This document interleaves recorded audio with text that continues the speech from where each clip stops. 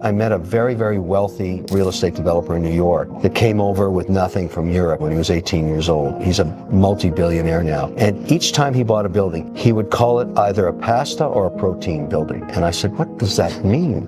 He said, well, I start with my first building and I would take a lot of debt down and I would only eat pasta until I paid off all the debt. Once they paid off that building and now all the cash flow was coming out of the building with no debt on it, he'd start to eat steak. That became a protein building. And his whole life was always making sure that he had enough buildings with no debt on it to sustain the downturns. So we'd always have a couple of protein buildings spinning cash. When the correction hit, he'd use that cash flow to buy new buildings.